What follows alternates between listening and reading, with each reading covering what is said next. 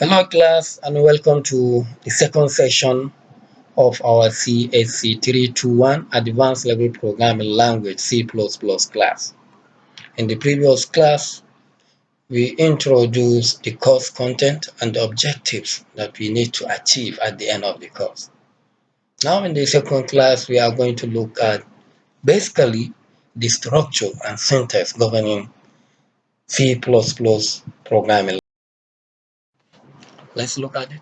Each of the C++ programming language complete source code has what we call the main function, which is first loaded into the memory and transferred to the CPU for execution.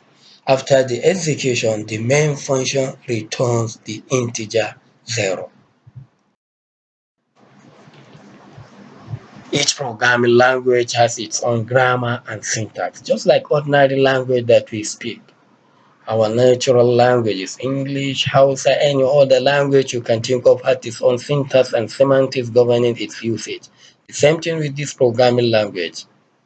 C++ in particular also has its own typography and punctuation marks. Here are the syntax that apply to the C++ programming language. The basic building block of C++ is viewed as the function, a procedure that produces a result. So, in essence, what I was saying, the most essential building block of C++ is the function. A C++ must have at least a function for it to consider as a program. Every C++ program contains a set of executable instructions that must have a function. One of these functions is special and is named main. Simple program can be written just with a main function. Complex program may have more functions in addition to the main. As we go further, you will be seeing how to create complex programs in C++ that you can have so many functions in them. With a single program in C++, all that you require is just a single main function. What is this main function that we are talking about? The main function basically has the following syntax. Basically, in 4 lines. The first line you have int space then main, then open and close bracket, otherwise called argument. Here you have no argument inside the bracket, so it's just considered int space then main. Then what follows is the curly bracket. What this curly bracket is saying, we'll be seeing it as we continue with the class. Then the next line is return space then 0, and of course you can see a semicolon. What this semicolon stands for, we'll be seeing it as the course as we continue with the class. Then finally we have another curly bracket, the close curly brackets. What does that stand for? Yeah, let's move to the next slide to see the explanation. The int that we see at the beginning indicate that an integer will be returned on completion. A C++ program normally returns at the end returns an integer value. The line sets integer to 0, signaling the success of the execution. Once the execution is successful, it returns an integer 0. If it's unsuccessful, it will not return 0. The parentheses after main enclose the argument of the main function, just like I said earlier that no argument in this case. After int, the space main, we have the open and close bracket. The curly bracket, the first curly bracket is beginning and the last curly bracket is the end.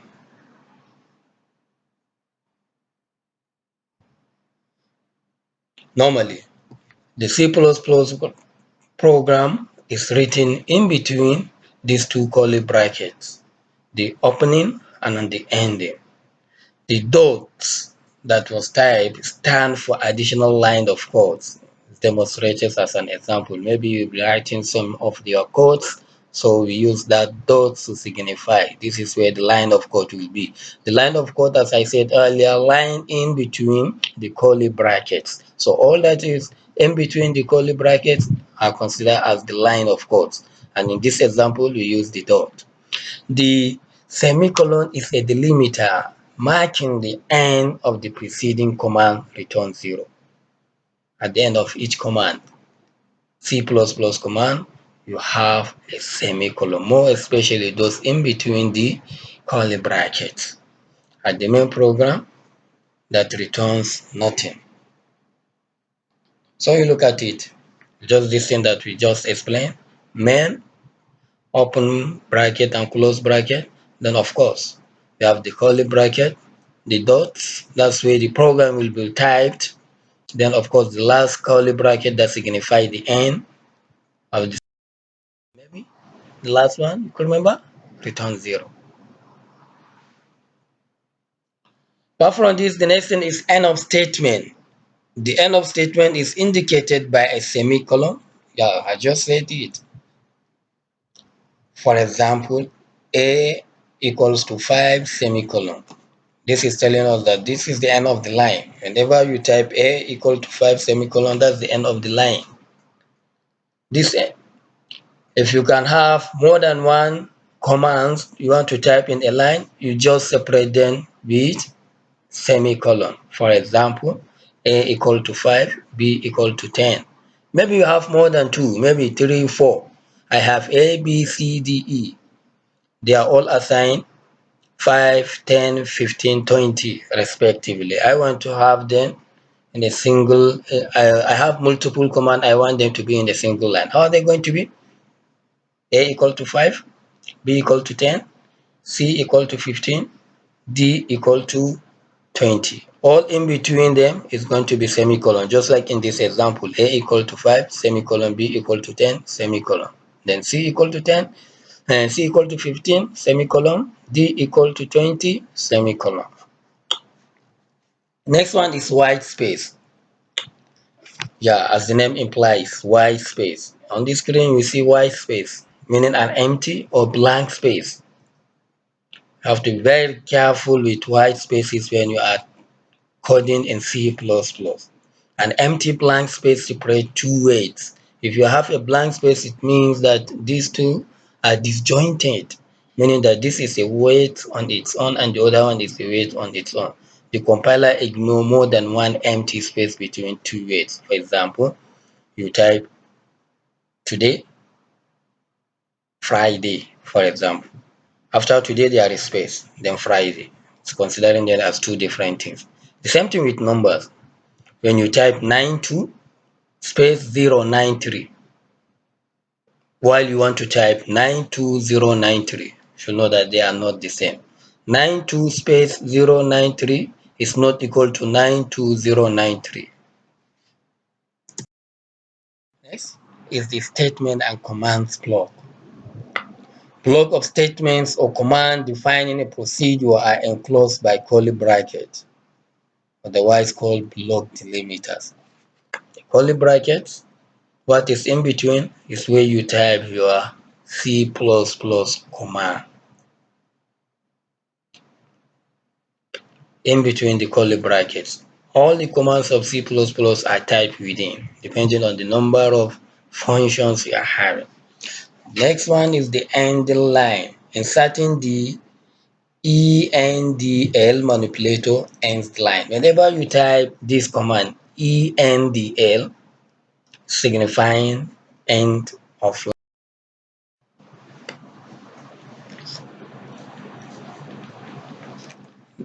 Next thing we are going to see is comments. Comments are very important in when it comes to programming. Reasons why normally we have comments in our program is for easy documentation. Maybe you are not the only one working on this program. You are working as a team. You stop somewhere, you need to signify maybe to your partner this is where you stop, or even to document the program to make it looks very nice. Whenever you declare a variable, you want to show that this variable stands for this, it will do this, it will do that. So in that case, While documenting it, you need to have what we call comments. These comments in C++, they are of two types. We have the inline comments and we have the multiple lines comment. Inline comment is just when you want to comment in a single line. If you want to comment in a single line, what you use the double slash. You type slash, then you type it again. That's referred to the double slash. And that is going to be after your command. For example, a equal to 10.0, end of line. I want to comment it. Then I will type my double slash. Whatsoever you type after this double slash, the compiler will ignore it, will look at it as a comment. So it will not even bother looking at it. This is initialization. Someone will say, hi, there is white space here. This is a comment, mind you. That is why there is no need. The white space here is of no use because it's just a comment. If eventually you comment it, you want to uncomment it, what you need to do, instead of a equal to 10.0, semicolon, then the double forward slash.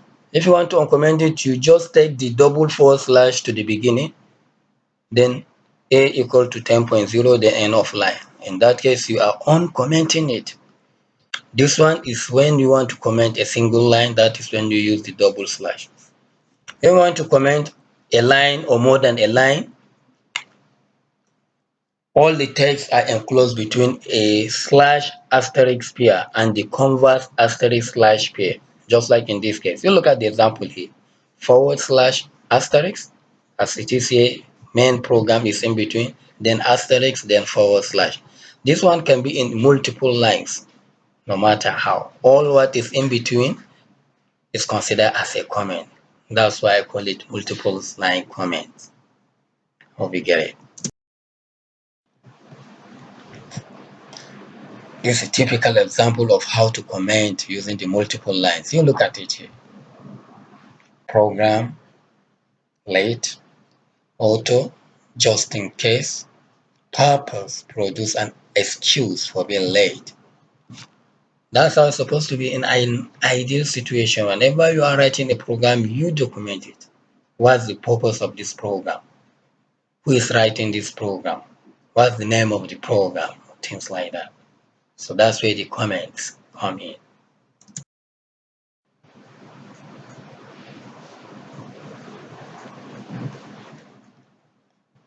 Now, you look at this simple example, the basic structure in action. Having 7 lines, if you look at it critically, the first line starts with a comment, C++ programming language structure. And the second line, the second number, you can see include. Before even the include, there is one thing. That's the hash, then include. Then after the include, you can see we have the less than, then IO stream, then the greater than. Number 3, you can see we are having an empty line. Then number 4, we are having int space, then main, open and close bracket, the one we explained earlier. Then number 5, so you can see we are having the curly bracket, which we refer to the beginning of our coding or beginning of the C++ building block. Then of course, number 6, you can see the building block. That's where you type your C++ command. Then number 7, you can see is the close curly bracket. Let's look at the explanation of this one after the other. What does the double forward slash stand for? It indicates that this one is a command normally used for program documentation, as we explained earlier. The hash include IO stream. What do they stand for? Hash include IO stream inside less than and greater than. They are directives that are read and interpreted by the preprocessor. I stand for input, O stand for output stream. Some call it input output stream. The hash include IO stream. What it does is to instruct the preprocessor to include the standard C++ code IO stream to manipulate input and output operation, writing the output to the computer screen and receiving the input from the keyboard. Then of course the third one is a blank line that have no effect on the program behavior. Nothing was typed there. Then the int main initiate the declaration of a function. Here the main function. That's the name of the function. The executions begin with the main function regardless of where the function is located, optionally including parameters. The parameters are optional, depends. As time goes on, you can see where you can include parameters and where not. But for int main, in most cases, we don't use any parameters so far. Then the open brace, the open curly bracket and the closing curly bracket indicate the beginning of the main and the end of the main function. The building block contains the line of code that instruct the computer. The statements end with semicolon as we mentioned earlier. That's where you type the C++ commands on the editor. Whatsoever you type on the editor, you make sure that what is in between the curly bracket should be end with the semicolon. And this, it is judged to be one of the common syntax error in C++. So you have to be very careful when you are coding C++. Once you know that this is the end of the line, you must have the semicolon. Then finally, the number beside each of the line code is referred to number lines. Let's have the first example as for a program in C++. Let's say a program that prints hello world to the computer screen. Program starts with documentation. My first program in C++. The double forward slash you may mention. What does it stand for? That's the comment, of course. Then the include IO string. Then int main. Then we have the begin. Then here we have std. We have full colon appearing 2 times, then COUT. Some call it C out, some say count. Then we have double less than, then hello world within double quotation, then the end of line semicolon. Then finally we end the program with the curly bracket. Okay, let's look at the explanation. Looking at this program, what is going to give an output hello world? Why? The std with the double full colon C out identify the standard character output. STD stands for standard character output device computer screen. Just like this, the standard character output device will be displayed on the computer screen. The double less than indicates that what follows is inserted into std full colon C out. With this, we come to the end of this class. Thank you for listening.